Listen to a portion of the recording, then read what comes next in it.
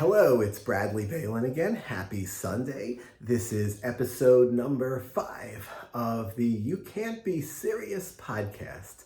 Today we're going to be talking about recording telephone calls, that whole thorny issue that everybody always warns you about in vague terms, but no one ever knows what the law is exactly. So let me see if I can give you a little bit better idea of what's going on than you previously had. So basically, you've got 3 things going on. You've got federal law, you've got your state's law, and then you've got the law of California. Potentially other states like California, but California is the granddaddy of states that make their own laws that basically drag the other 49 states along with them. So federally, in order to not violate the eavesdropping law, one party to the communication has to know about and consent to the recording. So New York has the same law, except for certain sales and telemarketing calls. So you really should consult with an attorney, me or someone else, before you decide to start recording all of your business's calls without specifically getting consent.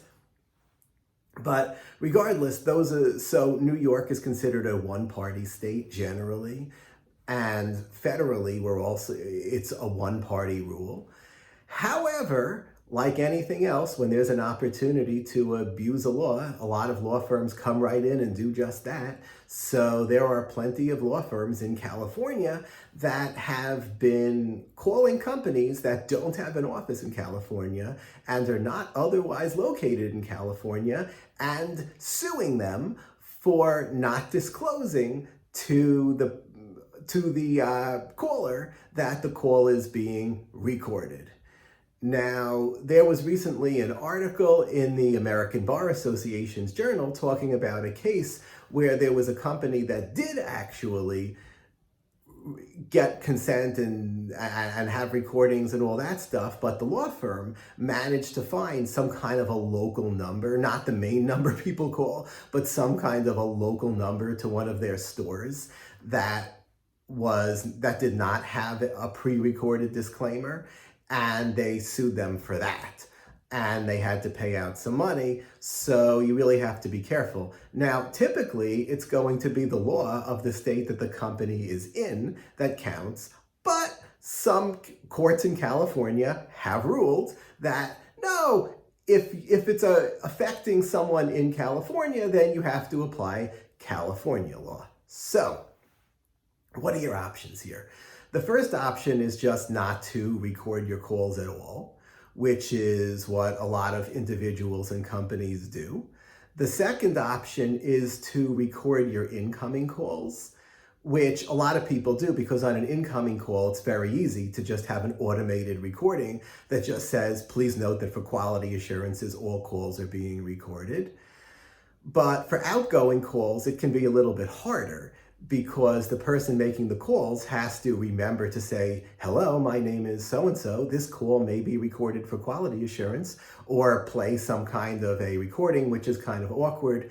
So, but if you're going to want to do business in the 50 states, you may need to do that because keep in mind, nowadays, a caller in California may have a New York phone number. The area codes mean a lot less than they used to. So you really have no effective way of knowing if somebody is calling you from California or some other state that may have similar two-party laws. So that's something that you're going to want to keep in mind. And let me see, are there any other options that you're going to have here? The last option is that, at least for your customers, you can, in the initial service contract that they sign, you can get permission in the contract. Remember in a previous podcast, we talked about how you can get permission to do a heck of a lot of things just by putting it into the contract, and that is typically valid. You can write in the contract, calls may be recorded and you hereby consent to that. So that can be helpful just for recording calls with your customers.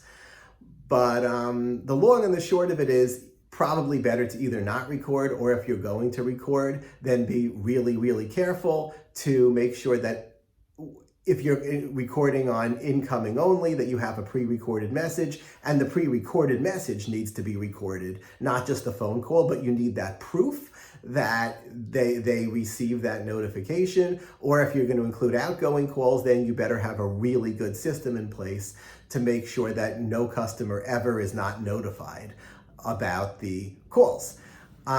This does get a little bit confusing, but it can be a very important issue. If you have further questions about this, please give me a call at 646-326-9971, or text me, or send me an email at brad@balinlaw.com. That's BRAD @balinlaw.com. Also, if you have any questions that you would like me to address in a future podcast, please let me know and I will be happy to address it.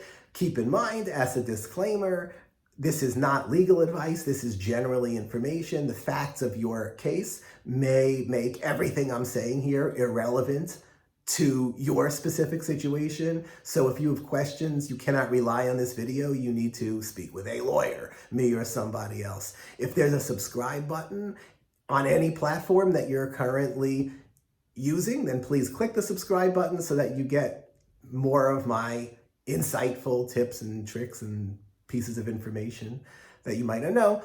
Otherwise, have a wonderful day, and thank you for listening and watching.